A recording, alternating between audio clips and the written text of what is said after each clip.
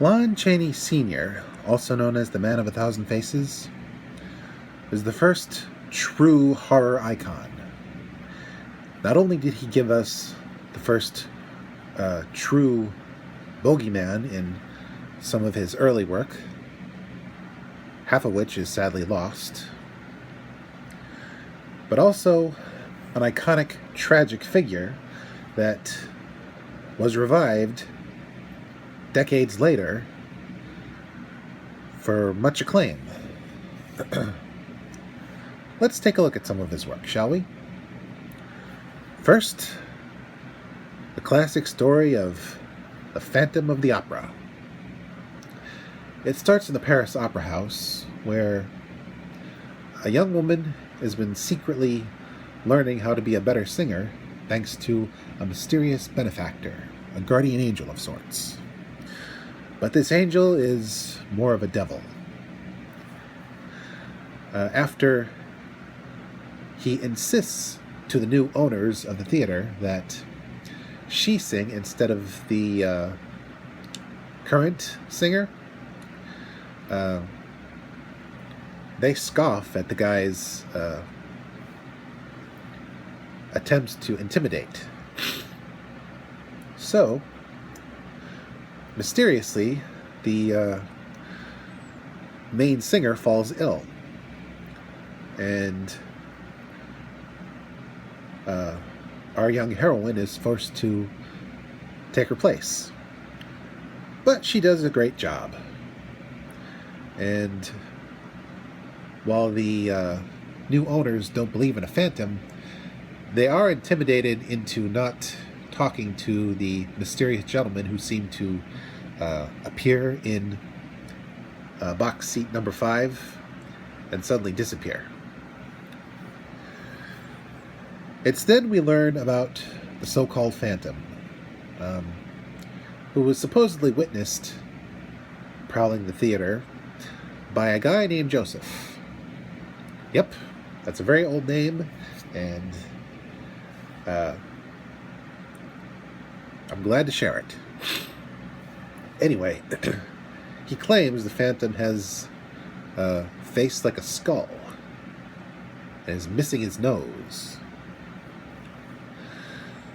But no one believes him, even though people keep accidentally popping out of places they shouldn't, and the dancing girls that perform ballet between shows get spooked by someone or something. It's then we find out that the young woman in question, she's basically the devoted student of this guy we learn is called Eric. Only he never shows her his face. She just talks to him. And he insists that soon he's going to take her away from the problems of the world, so they can sort of be together and share their art. But the thing is, she's got a fiancé, some guy named Raoul. And the Phantom, Eric, doesn't like it. So, after one of his attempts to intimidate the theater owners into letting his protege sing again is spurned, he drops the hammer, or more accurately, drops the chandelier on the audience, nearly killing some people. And in the ensuing chaos, he makes off with his protege down through old cistern and into a long abandoned crypt that he's furnished quite nicely. And while at first it seemed like he was hypnotizing his protege with his voice. She snapped out of it and realized she has got to get as far away from this creep as possible. But she bides her time and finds out that he's got just one rule: keep her hands off his mask. He wears it to hide his quote-unquote ugliness. And as long as she keeps to that rule, she can live with him. Only she wants to get out, so she decides to break his one rule. And so, while he's playing the pipe organ, she unmasks him, and I'm thinking audiences back in the day must have had heart attacks when they saw him for the first time, because Lon Chaney really went all out with his makeup, using piano wire to force his nose into a upward pointed appearance, so it looks like he's got more of a skullish nose. And I think he's got fake teeth in, because his mouth is pulled back in a sort of rictus grin. And he looks kind of frightening. I mean, the camera angles they use and the fact that they use green tint in the presence of the Phantom for most of it gives the character a very intimidating visage, even though there are far more hideous looking monsters out there.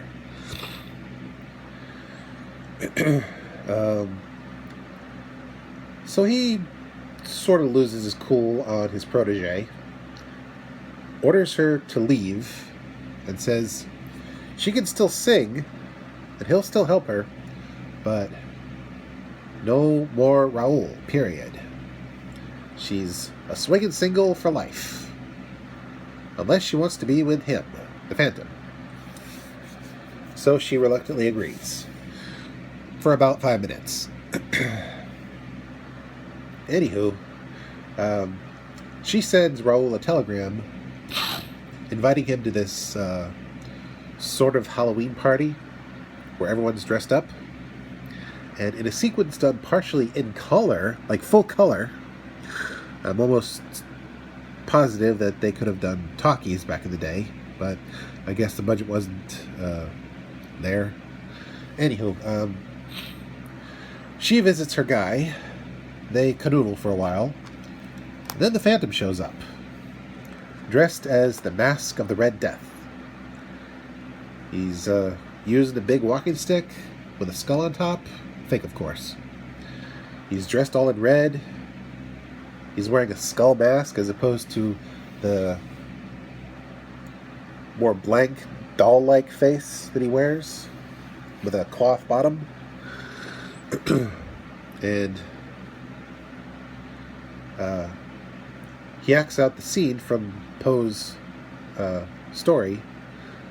At first, knocking over one of the partygoers who gets too close, and admonishing the aristocrats for the fact that they've shut themselves in while a plague happens. Meanwhile, the protege and Raoul go to the roof, unknowingly observed by the Phantom, in a very demonic-looking scene. And they profess their love for one another, say that after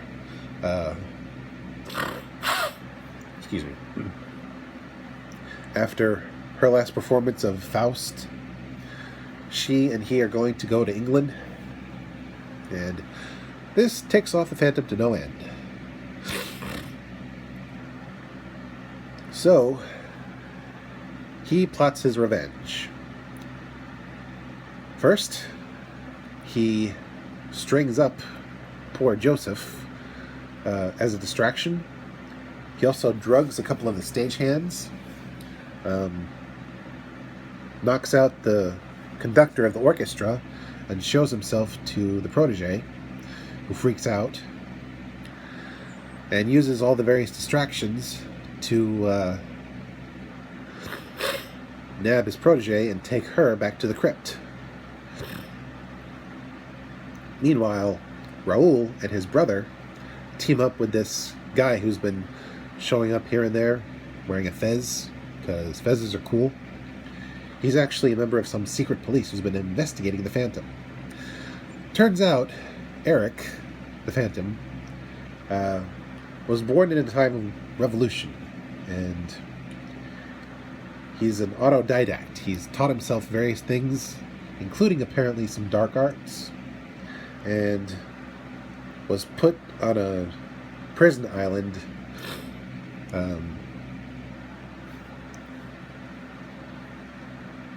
marked as insane.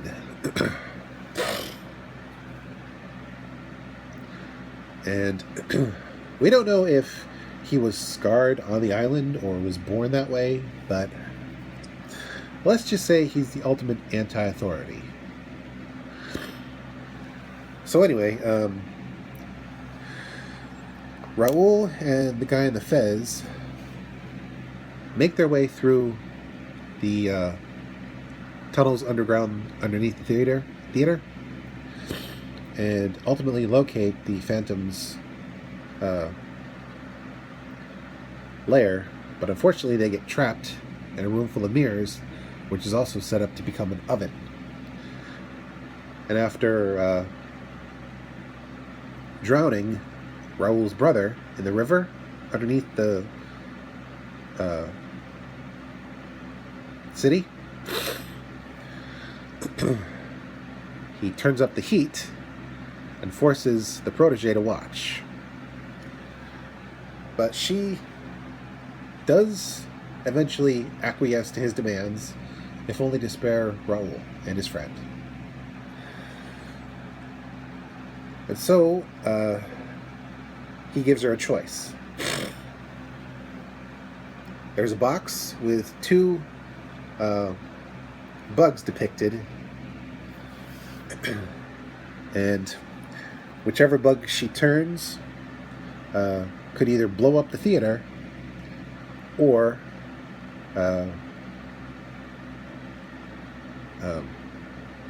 basically say yes to his marriage proposal. At first, it looks like she's going to blow up the theater, and the Phantom's like, "Oh, what have I done?" But then she turns the bug switch that floods the room full of gunpowder, rendering it useless. So it can't blow up the theater until it dries out. Unfortunately, this nearly drowns Raoul and the guy with the fez. But the Phantom does save them in time. Unfortunately, this drains the cistern that made passage to his lair so difficult. So now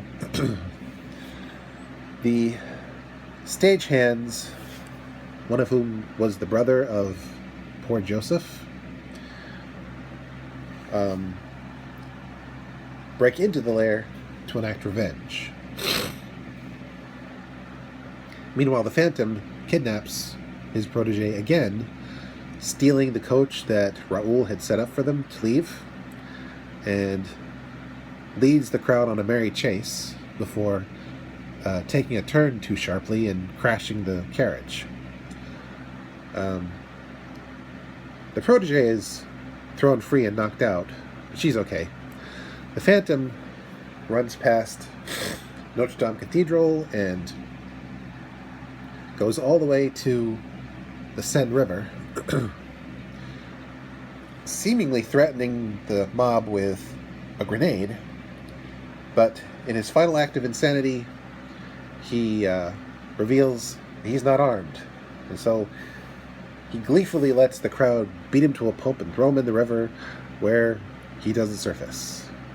We only see some bubbles. Does he make it through an underground air pocket? Is this the end of the Phantom? We may never know, because that's the end. Our next tale stars Lon Chaney Jr., the son of the man of 1,000 faces, who has quite a few faces of his own. This one, he's not wearing any makeup, at least for the bulk of the movie. He's the indestructible man. Chaney Jr. plays Butcher Benton, a gangster who was,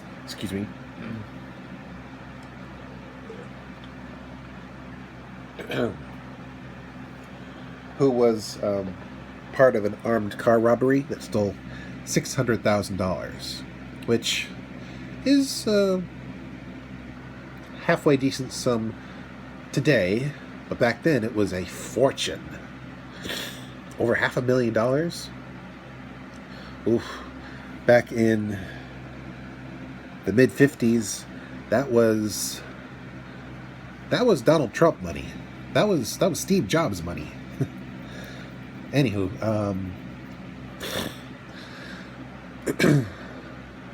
because you can't trust mobsters, he hid the money and didn't tell his partners in crime, the one who orchestrated the whole thing and two of the hired hands. So, two of the hired hands turned state's evidence against him, and the lawyer who secretly orchestrated the whole thing, he helped put the butcher behind bars and set him on a path to execution. But before he goes to the gas chamber, he vows to kill them all. So he's gassed, much to the sadness of his sort of girlfriend who works at a burlesque house. And unfortunately, she tells the lawyer that she got this note from him set to be opened when he dies. But before she gets a chance, the lawyer opens it, finding a map to where the money is hidden. And he swaps it for a 50. So, yeah. Anywho, we then find out that the butcher's body didn't make it to the cemetery. It was sold to a crackpot scientist who's trying to find a cure for cancer, using the special serums to promote cell growth and electricity. And the serum and electrical shock works a little too well. Not only does the cell growth occur, it is supercharged to the point where the butcher comes back to life, albeit with his vocal cords burned out from the electricity, and rendered incredibly strong and incredibly tough thanks to the increased cell density. Unfortunately, the crackpot scientist fails to convince him to stick around for tests.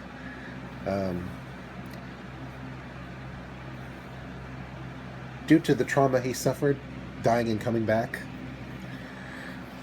he decides to focus on revenge, and the poor scientist and his assistant are in the way, so they get taken out.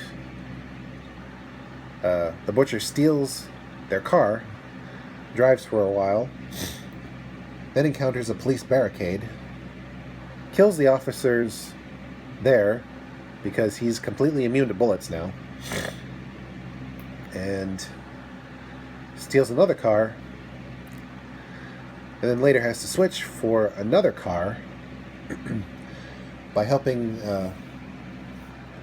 replace a tire on a carnival barker's car.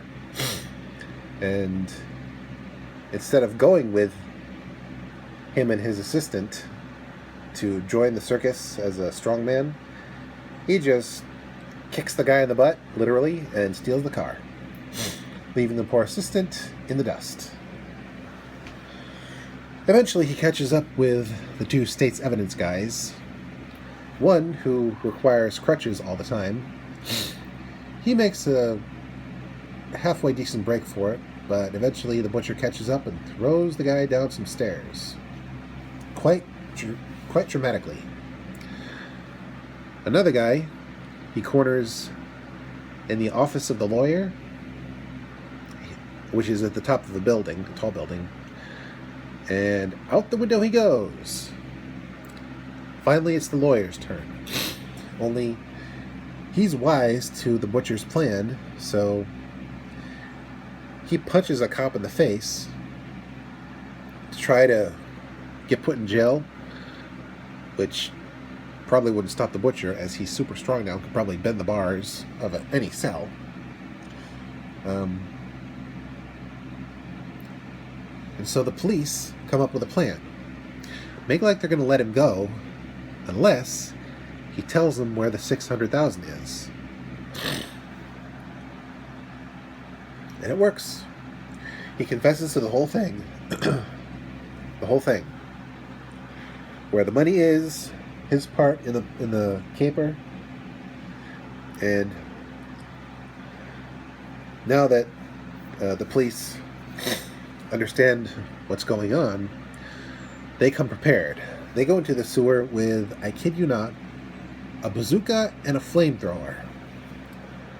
And as the butcher, what do you call it? Locates the money, they use the bazooka on him, which does stun him for a moment, but it's really the flamethrower that does the damage. It's at this point that Chaney Jr. gets some makeup. His face is partially scarred by the fire, and knowing that he can't go back to a normal life, and certainly can't keep that money, he does the only thing he can. He gets out of the sewer in an industrial area, climbs onto a boat crane, and moves it over to some power lines. That electrifies the whole thing, and as the electricity created him, it uncreated him. Meanwhile, the detective in charge of the whole case, who's been socializing with the burlesque dancer girlfriend, he informs her that not only does he have some free time, he's also gotten her fired from her job, since they're going to be married now. To which she surprisingly agrees. I mean, in this day and age, if you tell your girlfriend, hey, I got you fired so you can be my wife now, you'd probably get slapped with a restraining order, or just plain slapped and kicked and punched and probably shot. But it's the mid-50s, so happy ending. Our next classic is Lon Chaney Sr.'s other masterpiece, based on the tragic tale of a misshapen soul and the corruption of the church, The Hunchback of Notre Dame. Excuse me. Excuse me. Lon Chaney plays the titular hunchback, Quasimodo, who is blind in one eye and mostly deaf due to being in close proximity to the bells he rings at Notre Dame Cathedral. It's set 10 years before Columbus, quote-unquote, discovered America. More like discovered some islands near America and proceeded to depopulate and loot them. Anywho, we also meet Esmeralda, a girl who supposedly was the daughter of quote-unquote gypsies. They're called gypsies here, but for the sake of decorum, I'm going to call them Romani. But anyway, she was quote-unquote purchased by some Romani women by Clopan, a man of the town and rabble-rouser who believes that a revolution is coming. It's set during the time of King Louis the 11th, I believe it said. The X and then the I means the 11th. Anywho, he treats her as his own daughter, so he's a halfway decent guy. But it's revealed that she was in fact kidnapped by Romani, and just before that happened, her mother gave her a special pendant. Very unique. And we later find out that this old woman who lost her daughter years ago and curses at the Romani every chance she gets when she's not praying for her daughter's return. She's actually Esmeralda's mother, but only the audience finds that out. And the stress of the events that transpire throughout the film eventually cause her to keel over from stress. So that's one tragic figure. We also meet a minstrel who sort of acts as a go-between for all the various characters. Esmeralda even saves him at one point when he stumbles into the local hive of scum and villainy known as the Court of Miracles, and they try to hang him for being a witness and a aristocrat. Only he's not really an aristocrat. And we meet Phoebus, captain of the guard, who takes a shine to Esmeralda, even though he's already got a girl on the hook. And rather than do a doink and dash, he falls truly in love with her and wants to marry her, even though she's Romani and the daughter of a local anti-establishment anarchist, and he's a socialite. And neither of their families are thrilled of the idea. But the heart wants what it wants.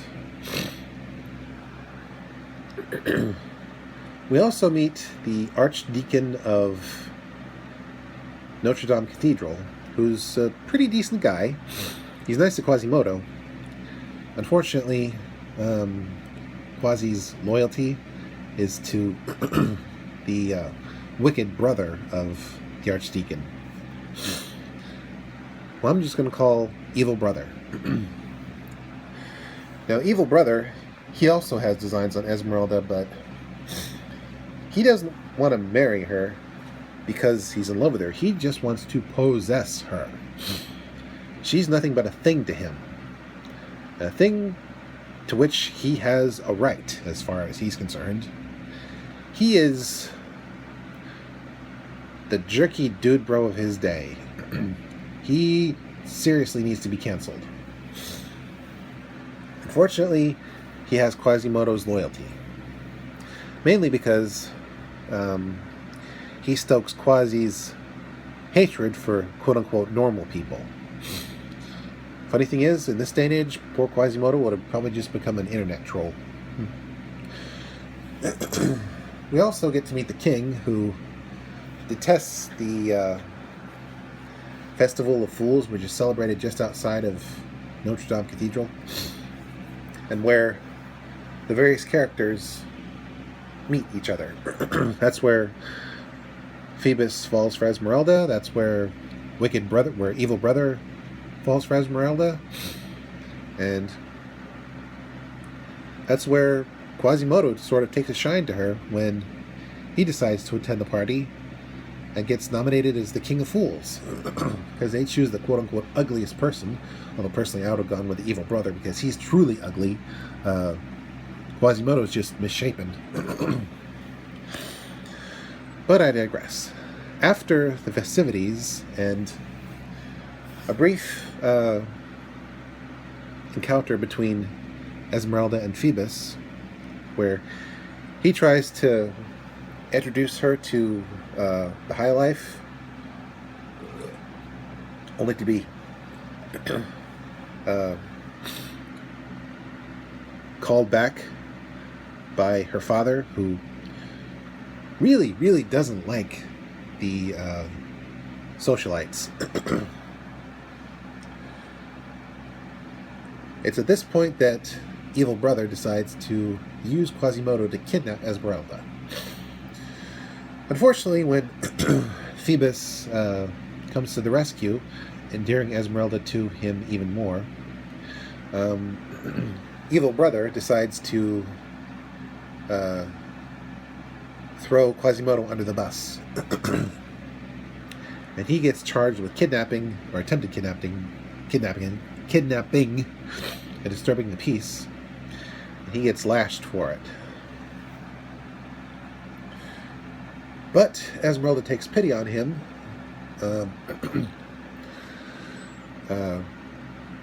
giving him some water and keeping him alive long enough for the deacon to free him and take him back to the cathedral. Later, Wicked Brother starts stoking the fires of revolution in Clopan. I don't know if I named Esmeralda's father, but that's his name.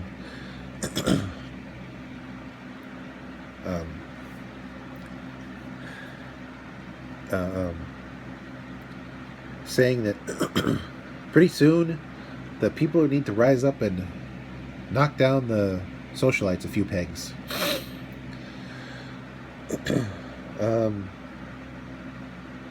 Unfortunately, the dark machinations of Evil Brother eventually turned to murder. When Phoebus and Esmeralda are holding hands and sitting together one last time before she becomes a nun, because she'd rather do that than not be with Phoebus,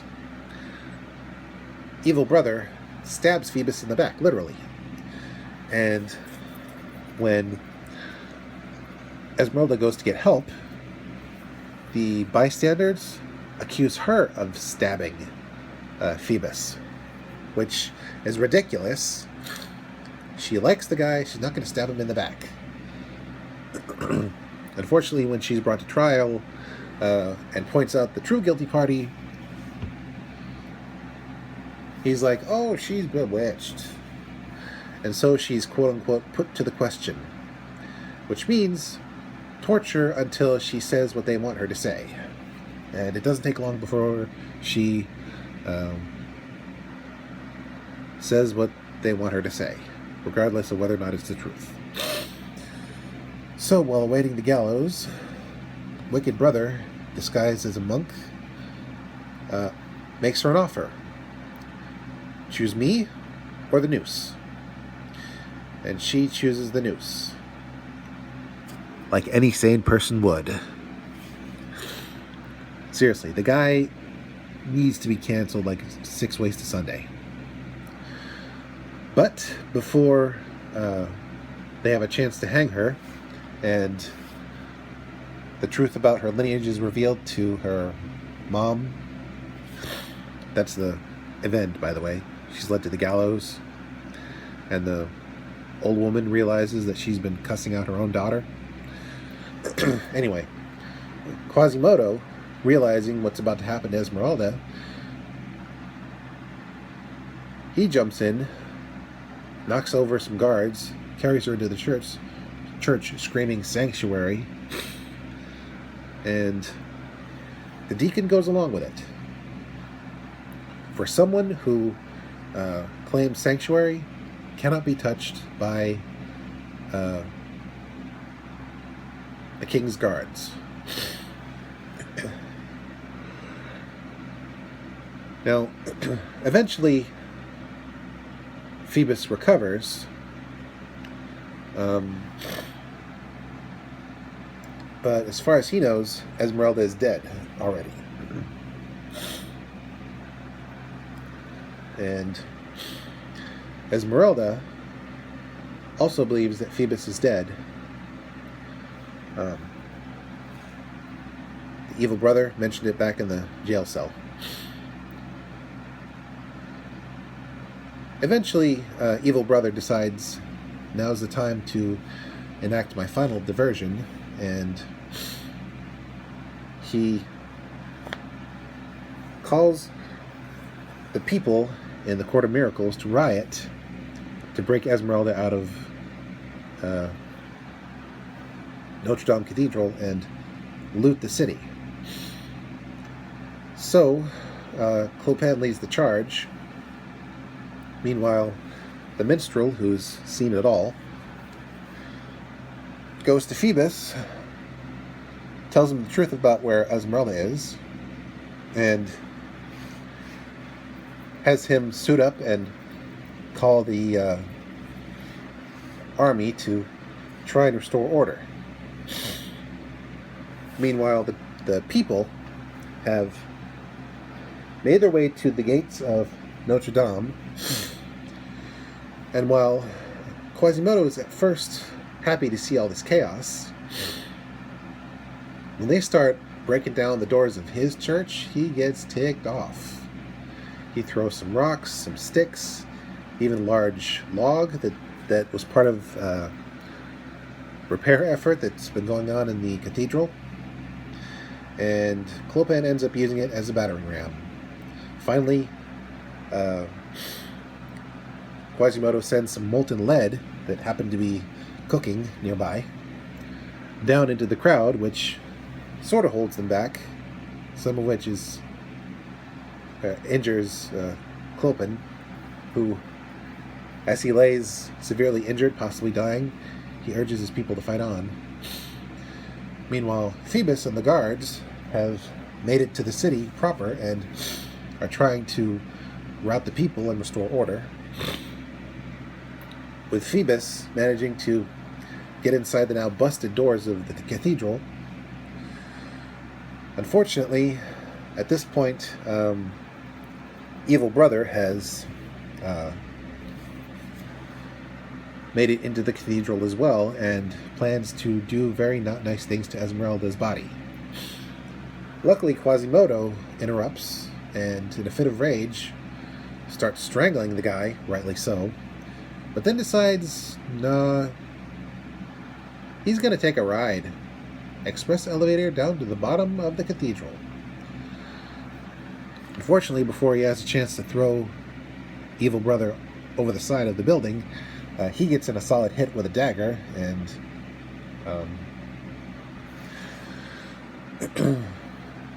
thankfully that was his only good hit, as Quasi manages to throw him over the edge to his death. Unfortunately, that was a mortal wound. At this point, Phoebus shows up and reunites with Esmeralda. They're happy. Quasi realizes they really do love each other, so he gives them his blessing. They go off together, and after checking to make sure they're okay, the deacon and the minstrel go check out Quasimodo, who, in his final act, rings the bells one last time. And while this is a slightly better or slightly happier ending than the original book, where everybody dies. It is still bittersweet that Quasimodo dies, but he dies peacefully knowing that he did have friends. And so, we come to the granddaddy of all vampire flicks, an unauthorized adaptation of Bram Stoker's novel Dracula, which was nearly wiped out thanks to Mrs.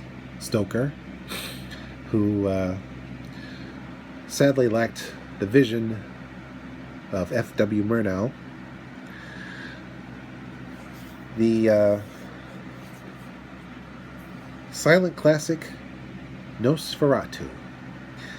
Now this is the one you're going to want to locate on YouTube, because the DVD version I have was in black and white, and it's meant to be viewed with special colored film to simulate day for night, and red to simulate when the vampire shows up, and orange to simulate day.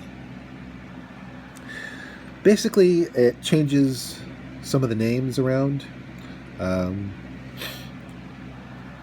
main protagonist is Hutter, a slightly juvenile acting married man. His new wife, Maria, I believe her name is, a friend of Hutter's, Dr. Van Helsing. I'll just call him Van Helsing because that's basically the character, who later in the film is called, because he specializes in unorthodox medical emergencies, and of course the titular Dracula, who's renamed Count Orlok. Now this guy is not some handsome devil. He looks like what you'd expect a albino rat to look like if it was turned human. He's got a nasty looking face. He's got nasty looking nails. There's no way a normal human could look at this guy and see anything but a hobgoblin. Now Hutter, he gets sent on a solicitation run by his boss, who, while looking at the contract, seems to be entranced by these occult symbols on the paper itself. He visits his wife to give her flowers instead of smooches for some reason, and tells her he's got to go away for a while, and she's staying with the family friend who happens to own ships. So he travels to Transylvania. Now this is set in Germany, so he goes by land. And while there, he meets some local yokels who tell him he can't go out at night because there's a werewolf prowling. A werewolf that suspiciously looks like a hyena. But eventually he makes it partially to Orlok's castle. And he's picked up by a mysterious black coach, which takes him through a death-white forest up to the ruined castle where Orlok waits to do his business.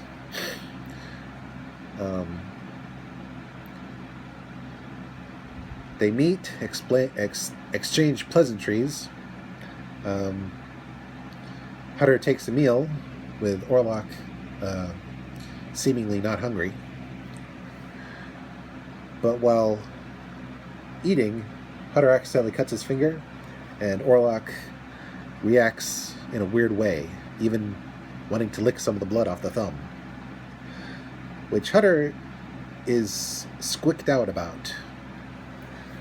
Meanwhile, he has this book he found in the tavern where he stayed the previous night about vampires and how they need to sleep in cursed plague earth to retain their powers. And let's just say he sees Orlok doing some really weird stuff, moving in a weird way, looking slightly less human than he did earlier that night. And he thinks back to when Orlok saw a picture of Maria and commented on her neck. He also sees Orlok loading up boxes onto a wagon, then getting into the topmost box, and the wagon moving of its own accord. Now eventually, he manages to get away from Orlok's castle to be tended to by some cloistered nuns who offer sanctuary to the guy. Meanwhile, Maria, at the family friend's home, starts having weird dreams and sleepwalking episodes where she tries to save Hutter from Orlok by offering herself in his place. And Orlok senses her presence. So he gets on a boat, despite a land path to Germany being a lot quicker. But originally the destination was England, and, well, you gotta sort of put up a mental block about that. He has the boxes sent to Germany on a boat, and the boatmen accidentally break one of the boxes open, revealing plague rats inside some dirt to represent the fact that it was plague earth, even though in reality those rats would have suffocated. And eventually Orlok eats all the crew members except one who, when he's confronted by the monster, jumps over the side of the boat and presumably drowns. Or maybe he's a really strong swimmer and makes it to land, who knows. But the captain, not willing to abandon his ship to madness, lashes himself to the steering wheel, which leaves him right for the pickings. Now, the scenes on the boat are very impressive. There's one scene of Orlok rising out of one of the boxes, and it's very well done. And the examination of the captain's body is also very compelling. Meanwhile, Orlok takes the boxes of dirt to a local abandoned house across the street from Hutter's residence, which he now owns thanks to the paperwork that he did back in Transylvania. Meanwhile, as Hutter manages to get home and reunite with his wife, it's revealed that the business dealings with Orlok has driven Hutter's employer insane. And while he escapes briefly and menaces people, they even insinuate that he's a vampire because about the time of his brief escape, people started getting sick with plague. And as more and more people start dying, Dr. Van Helsing, who's been called to examine Maria for sickness that she's come down with, apparently, he reveals that this is the work of a vampire, and the only way to stop him is to have a maiden sacrifice her blood to him and keep him there at her house long enough for the roosters to crow and keep the vampire outside of its coffin. And while there are attempts to find the monster and stop him, it ultimately comes down to Maria opening her window one night and letting Orlok enter her house. And there are iconic scenes of his shadow throughout the film, menacing people, squeezing people's hearts through their chest, coming upstairs, moving through doors. And the main money shot is of the vampire feasting on Maria's neck. But she manages to do it. The rooster crows. The vampire's like, "Oh, tennis balls." And he dramatically fades away, leaving nothing but smoke. Sadly, Maria is mortally wounded and is able to just barely say goodbye to her husband before she keels over. And Dr. Van Helsing, he can only look on wistfully. The day is saved, but the price was high. Now, Murnau was a bit of an eccentric, but generally a nice guy. Total 180 from his depiction in Shadow of the Vampire, a false dramatization of the making of the film, where supposedly a real vampire was used. But no, Max Schreck was a real person and totally human. He was just a master of makeup and visual effects. On par with Lon Chaney, in my humble opinion.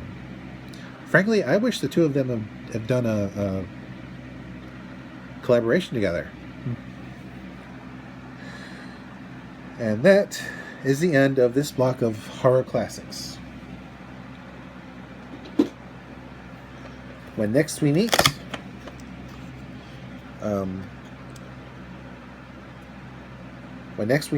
we venture into a swamp. We try to survive a world gone mad. We visit the Little Shop of Horrors, and we get just a little bit tormented. See you then.